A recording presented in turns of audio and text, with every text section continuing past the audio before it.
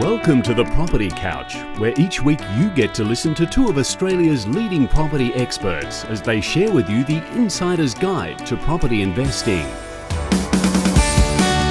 All right, folks, you're on the Property Couch, your insider's guide to property investing. I'm Bryce, Holdaway, co-host of Location Australia on Foxtel's Lifestyle channel. And he's Ben Kingsley, the chair of the Property Investment Professionals of Australia and the current Property Investment Advisor of the Year. Hello, mate. G'day, mate. How you going? Good. Favourite time of the podcast for us? We get to do some Q&A. Q&A. Love the Q&A. Love the Q&A, but we wanted to quickly remind our listeners that we're going to give them a heads up shortly on how they can get a copy of our book, The Insider's Guide or The Armchair Guide to Property Investing, How to Create or How to Retire. How to retire on 2,000 a week. 2,000 a week. Or more. That's just the baseline. It is. Basically 100,000 a year. It's fair to say a lot of clients come in here and that's where they're aiming, isn't it? $2,000 a week. Yeah, it is. Look, for more advanced or higher income earners, they might be enjoying, sort of 150, 200,000 a year of disposable income. Their story is going to be more prolific.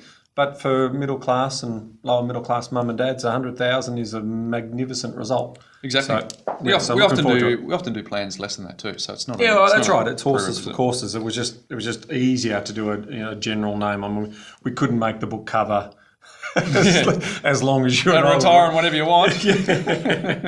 Exactly. Hey, quick shout out to all of our listeners who've been sending in some questions to us. We've been getting some really great ones. I think they'll be of huge benefit to the other listeners as well. So we might start at the very basics. Kat sent us in Kat's a client of ours. She sent in a very, I think she's in Singapore from memory. So shout out to you, Kat. It's a finance related question. Hi, enjoying the podcast and learning a lot from both of you. Would you please explain more about using equity?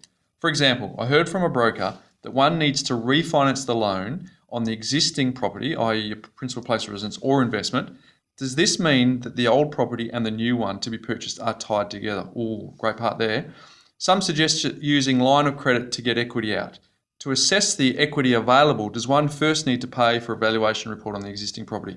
Would appreciate a more detailed discussion on the above topic. So there's a couple of parts there, Ben. The first part obviously has a sort of standalone or a cross-collateralised sort of component to it. But what's your views on that? Well, I think we'll start from the top. Basically, equity is value you've got in your home that you can use to leverage from. So traditionally a property is illiquid. It's, you don't drive home every day. You can't quickly sell it on the stock market. There's not cash on the front porch by the fact of it going up or not going up. So what we're talking about here is if you've got a $500,000 property, okay, and let's say you've got a $200,000 mortgage and you were looking at 80% equity, that would mean that there's 400,000 is 80% loan to value ratio. All right. So that means $200,000 debt. There's $200,000 in equity that you would be able to release up to that $400,000 position, which the banks would be pretty happy with. Anything over 80%, there's lender's mortgage insurance. So we're getting a little bit more technical. But the reality is to answer that question, Kat, you can obviously release the equity. But there's two parts that most people get wrong. A lot of people are equity rich and they think that they can go and get some money off the bank. But the reality is there's two parts to the conversation for the bank. The bank wants to look at your loan against the security. So they like the fact they've got security. But how are you going to pay it off? So the other part of the conversation is the income. So you might have an enormous amount of equity and you might want to go and borrow $1 million. But if you're only on $80,000 a year, you simply can't afford to service that money. Now you might be arguing, well, I'm just going to sell the property after I renovate it or whatever. But the banks aren't interested in that. That's not a residential mortgage. That's a business transaction. You're not investing. You're basically going into the business of trying to do a development or whatever. So I've gone deeper than I normally would, but the reality is there's two parts of the conversation. There's the equity and the income. Yeah, equity is, essentially, I had a chat with my cousin yesterday. He's just bought a significant family home. He's got an investment property and he wanted to sort of talk to me about, should I sell the investment property and put some money on the principal place of residence? And he's not under a huge financial pressure with the principal place of residence. And I just said no, because if that's the case, this property is bought it for 300. It's now doubled to 600. And he said, I've got 15 years left in my working life. So chances are it's going to double again, at least, because it's in a good spot in Sydney. Yep. So that equity that he can tap into to use for whatever he needs to is better than liquidating the asset and then turning that balance sheet equity into cash equity that he can put on his home. So, Correct. and I also remember when I first started in property investment, I was doing a workshop on the Gold Coast, of all places, the White Shoe Brigade of the Gold Coast. And I remember a guy was listening to the presentation, and we went to the bar afterwards and had a drink. And once he'd relaxed and had a little frothy there, he goes up to me and goes, "What's equity?" And the point in that story is it's really easy to forget that we talk about equity every day of the week, but for a lot of people, it's not a common term. So I'm a degree qualified accountant. The basics of it is asset minus liability equals equity, and essentially that's what it is. That is, and then the second part of the Cat's question goes to, do I need, am I going to be cross-securitised?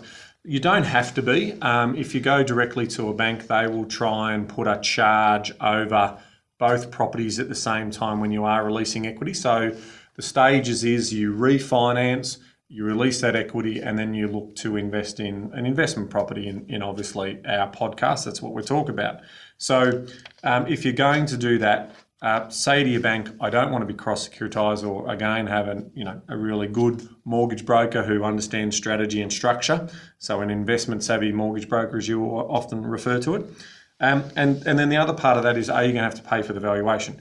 Well, usually if you've got a good bank and you've got a pro-pack facility, you can usually get a free valuation as part of that pro-pack at least once a year. So it's important to know that you shouldn't have to put your hand in your pocket, but do a bit of preliminary research. I mean, there's no need to go and waste the bank's time or your broker's time if you think your property's gone up $10,000, when in reality we don't think the bank valuation is going to come in at all. If you're pretty confident that there's a good amount of equity there, and what's a good amount of equity? Probably 50,000 or above. Away you go, and that's a conservative estimate.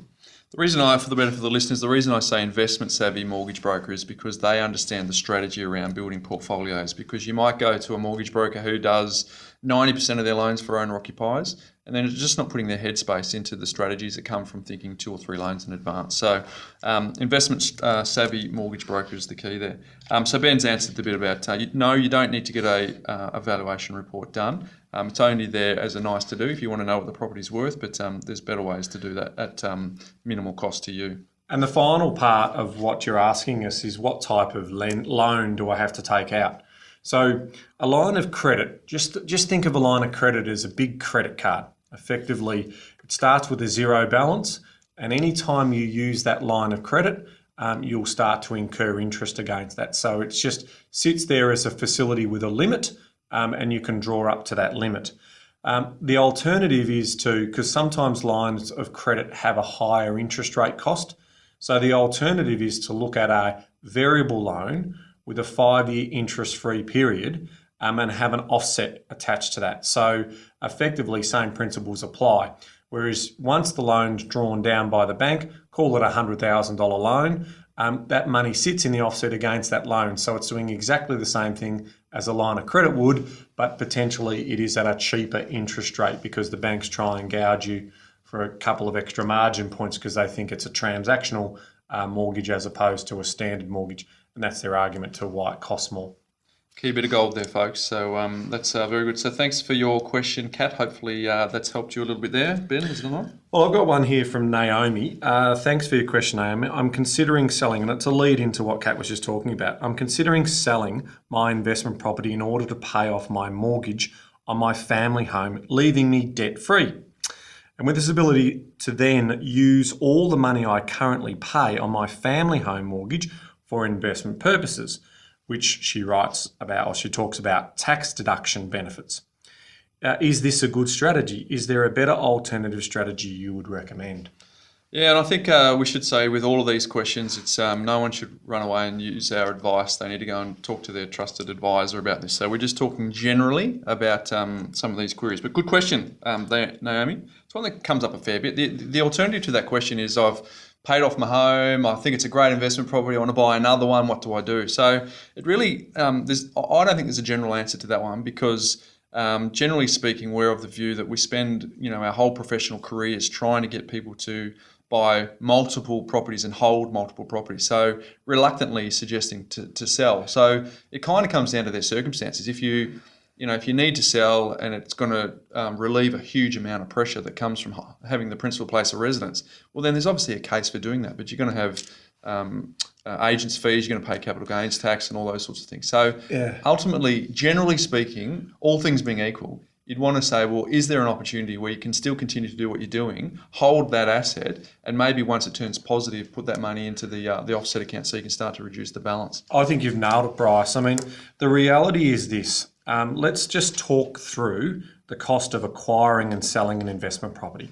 I think I've done this before, but it's really important, this message. It's going to cost you around 5 to 6% in stamp duty and acquisition costs, okay? Then you should always add in the first 12 months the additional holding costs so I would normally use 6% as a rough rule of thumb. So you're up to around 11 or 12%. Then you've got the agent selling fees of around 2 to 3%. So now we're up to around sort of 13 to 15%, thereabouts. Add another acquisition cost of 6% or 5 to 6%, and then another 6% of interest. And all of a sudden, you're up to this area of 20 plus 23, 24% in flip costs. So yeah, I like the idea of paying down non-deductible debt, but the idea of building a property portfolio is all about generating a passive income. Now, if this property is generating you that passive income, and here's my story, the Bundoora property that I bought when I was 23, across the road from mum and dad, that property was positively geared. I went and saw an accountant. He said, "Oh, Ben, you're paying too much tax. Let's sell that property and buy a negatively geared property." And I thought, well, you're the expert. I didn't know anything when I was 23. And ultimately, I went and sold that property. So I bought it for $120,000. I sold it for $165,000 some 4 or 5 years later. All I needed to do was release the equity out of that once I did the kitchen and bathroom up. And I would still have that property. And today that property would be worth around $600,000. So, and I still would have that positive income coming from it. So the reality is that there are usually better scenarios than selling a property and being debt-free on your family home. This whole idea of being debt-free on your family home comes at a cost of other opportunities. So I would be focusing in on sort of looking at your personal circumstances, and once I knew those personal circumstances, I'd be advising accordingly. And more often than not, I would be holding that asset and then using the equity, as we saw from Kat's example, and then moving forward. Because ultimately I want 5 or 6 properties generating me that passive income. So flipping one to have the deductibility. Now, look, if Naomi, if you're on $300,000 a year, there might be an argument for it. But if you're on general average income, I would struggle to say that there's a value in doing that unless you wanted to be an aggressive investor, and that'll come down to your risk profile. So there's a lot to talk about there, but it's a common question we get. It is a common question. Sort of like everyone's fixated on being debt-free on their family home. I say, who cares? I mean, it's like the conversation I had with my cousin yesterday. It's exactly the same thing. Yeah. He wanted to sell it and then pay off his principal place of residence debt. And I said, then what? He goes, well, I'll probably then go and buy an investment property. So I can save basically 38 cents in every dollar from a tax point of view. That's the important thing, I reckon. If you sit down and you analyse what that saving of interest would be versus the cost in capital gains tax and the opportunity cost, you'd quickly realise that you've gone backwards. That's right. Feeling safer. It's that accumulation benefit. So in my example of Bundoora, that's a perfect example of I would have potentially saved maybe $3,000 or $4,000 a year in tax, but I've turned an asset when I sold it was $165 that's now worth $600. Who's the loser here? So don't just look at the cash flows are important, but look at the accumulation. Look at that wealth base that you're building over time with the compounding interest return. Good question, Naomi. If you're happy with that answer, or you think there's something we missed out, send us a little note at thepropertycouch.com.au, and we're happy to check that out in a future upcoming episode. Andy has sent in a question: investing for demolition and reconstruction versus capital gain. Is it worth buying an older property close to the coast, however a little further out from the city, to sit on with a view to demolish with a larger land size, or to invest in a more expensive, smaller property, which could be a little closer to the city? Loving the info, fellas. Just thought that this could relate to us directly. Good question. It is a good question, and unfortunately, in every location, there are going to be specific variables that we would need to consider. As a very, very general rule, if you are looking to buy a larger land size and to put multiple dwellings on that land size or subdivide that land size compared to doing a set and forget investment, you would normally get a greater return from the subdivision and the development. And that's because you're not technically investing.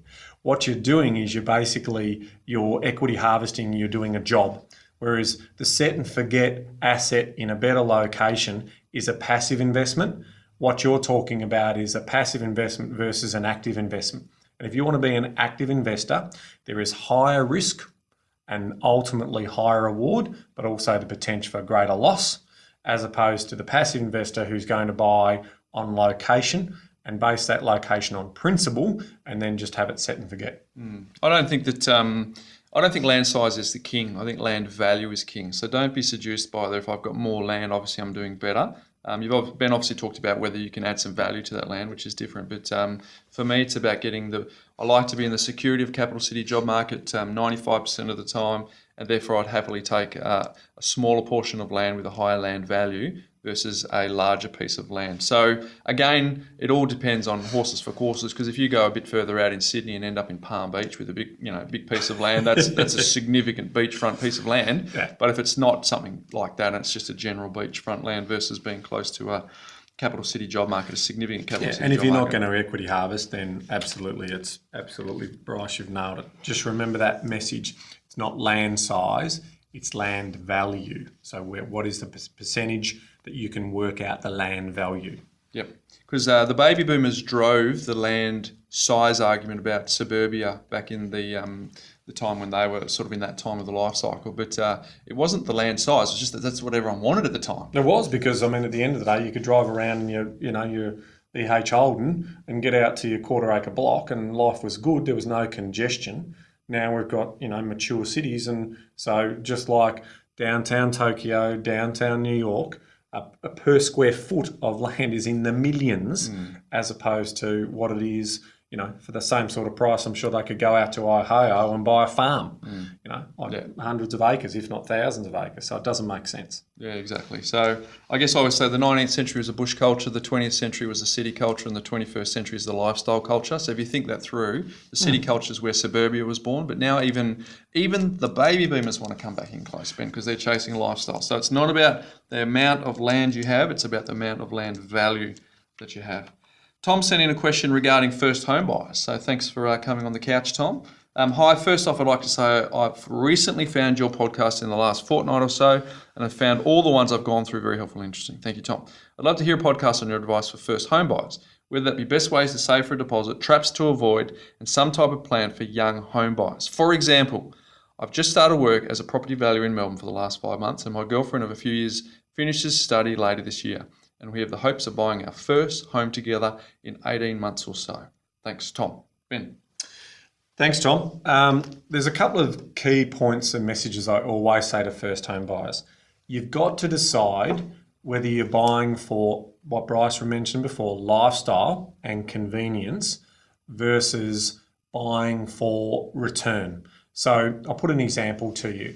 If you want to go out and buy in a new estate, which is just a couple of estates up the road from where mum and dad bought and where you grew up, and you have all of those conveniences and the lay of the land and everything around the area, and all your mates are in the same area, and you're going to start a family, and you're going to have mum who's going to be a support, mum and dad who's going to be retired and be a support for the babies whilst you work. All those things are what you consider, and a lot of people make that lifestyle call. So they go out and they think, my dollars are going to buy me a bigger house, which is going to be important for us for what we're planning to do. As opposed to another couple who are like, we just want to get our foot on the property ladder. And getting our foot on the property ladder is all about, getting a great location, being near the lifestyle drivers that are important for them, such as close to the city, close to restaurants, bars, and that type of thing. And they're going to pay a little bit more for that. So once you understand what sort of decision you're making as a first home buyer, these are the tips. If the value of property is growing quicker than you can save, then get into the market. If you can save quicker than the value of the land and property is moving, then keep saving. There's no need to jump in today. If also that you think that we're at the top of the property cycle or very close, my advice is to keep saving generally, okay? Because you're still going to see prices move potentially quicker than you can save, but I suspect in 12 or 18 months' time, the same sort of buying opportunities will be around, especially if there's going to be a lot of supply that comes on. So if you're thinking about getting into the market close to the city in a unit, and there's potentially a lot of units that are going to be built around the area, then keep your powder dry, because I think there's going to be wonderful buying opportunities in those locations over the course of the next 2 to 3 years once that supply comes online. Again, some really good advice there. I deal with a lot of first home buyers on the show. So a couple of things I always say to them. First home is not going to be your palace. It's not your dream home. So if you're thinking, I want a bit more space versus the location, remember the message, the mantra of this podcast is 80% of the heavy lifting is done by location. So as Ben said before, consider whether you'd give up the 3-bedroom house close to mum and dad to go and buy a 1-bedroom apartment in Bondi or Darlinghurst or St Kilda or somewhere close to the city. Because the other key advice I give to first homeowners is that the better the decision that you can make on that first property is going to have a multiplier effect for your portfolio going forward. So get that first one right, and it becomes a snowball running down the mountain. Yeah, it's a really good point, because you go out into those greenfield estates and those new estate areas where there's no scarcity of land, and you've gone and bought that McMansion, the 4-bedroom, 2-bedroom, 2-car, and you're thinking you're living the dream, and all of a sudden you're servicing a mortgage for 5 years and you've had no growth on your value of your property, as opposed to that person who's gone closer in, there's been growth, they've got the equity, and they can move forward on their build of their strategy. One of the biggest dilemmas I think a first homeowner faces is the enticements from stamp duty savings and first homeowner grants and builder incentives. And as a good coach would say, lift your eyes, when they're playing, to try and see the big picture. It's really hard for first homeowners to see this, but sometimes it actually makes more sense to give up those thousands of dollars worth of incentives to get a better property. And at first, your mates will be thinking, you're mad to give that up. But ultimately, the bigger picture of the performance is, how is this asset going to perform? And those incentives are usually given to the areas, as we've talked about, which are the greenfields estate. So, but I've got to say, that's a really hard mental process for a first homeowner to go through, to give up thousands of dollars worth of incentives and try and listen to us in terms of saying the there's a bigger buyer's picture. quadrant. That's what they're going through, that buyer's decision quadrant. That's exactly what they're going through. So it really is important to understand that, because you will be seduced when you go out to these new estates and these new, display villages, and you see what your money buys you out wide compared to what it buys you close in. But the reality is, the reason why the values are so much better closer in is because the land is fully utilised, there's scarcity value, there's high demand for being close to all of that amenity, and there's status and lifestyle elements associated with those that drive value. So really important information. Ben mentioned before, if you can save faster than the market, stay saving. If you can't save faster than the market, you've got to get in. A couple of tips. Talk to mum and dad whether or not they'll let you borrow some of their security, some of their equity, so that you can get in sooner rather than later. And equally, if you're a younger person who can have one of your mates come and rent out one of the spare rooms, that's going to help you with some servicing. So a couple of tips as well. Now, if you're new to the podcast, just be sure that episode 20 is where we talked about the buyer's decision quadrant. So check out episode 20 as we understand the psychology of the buyer in terms of their location decision, the types of property they're going to buy, the land content, and what their borrowing power. So that's a great tip that Bryce just mentioned about if the parents can help in terms of providing a guarantee or something along those to assist you in getting into the marketplace. Thank you for great question, Tom. Good luck with buying your first home. And our last one is from Andrew. Finding an investment is the topic. Guys, just wondering what your thoughts are on buying an investment that is potentially going to be tenanted by a relative. A relative has their lease ending in a few months, And I see this as an opportunity to buy an investment with a secured tenant, in brackets, all through the proper rental channels, i.e. with an REIQ rental agreement, so clearly it's in Queensland. I think the opportunity definitely outweighs the risk. What's your thoughts? Wow. Is he recently out of jail? I mean, we've all got family, haven't we, that we love, and there's also those other family members who are on hard times or whatever it may be. So, look, in generally speaking, I don't think that's your case, Andrew. But I think, I just wanted to light up the moment a bit. But Barry's on hard times. He just needs a place to stay. He's coming out of his other accommodation. Your audio. Well, the important point is no emotion. And having a relative, you can cloud it with emotion. My view on that is very simple. If you're buying in an area, or if you've got the location research done well enough that you're buying in an area that's in high demand, I think it's like a warm hug, thinking that you've got a relative in there that feels safe. And so therefore, I would caution against that being the reason why you buy.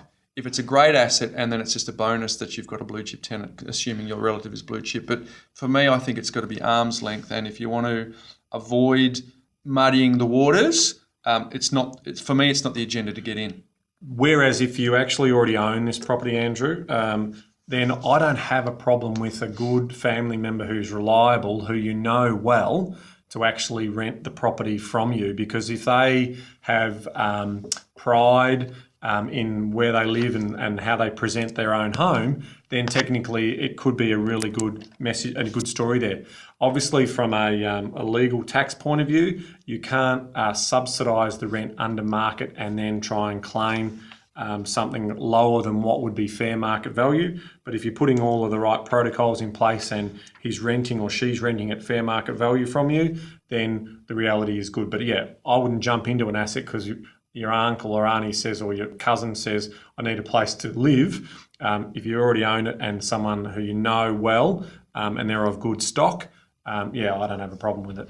The key part you put there is that they'll go through the correct channels through a formalise rental it. agreement. Yep, always important. Put a property manager in between you two. I think that's probably going to be your safest bet, so that then it becomes arm's length with the family member. All right, folks, that's a record. 5 questions. We got through them pretty quickly. I know. That's good. I know, very good. Couple of things to mention is that if you are interested in getting an advanced notice of our book, feel free to go to the propertycoucheven.com.au/book and put in the special code TPC, as in the property couch.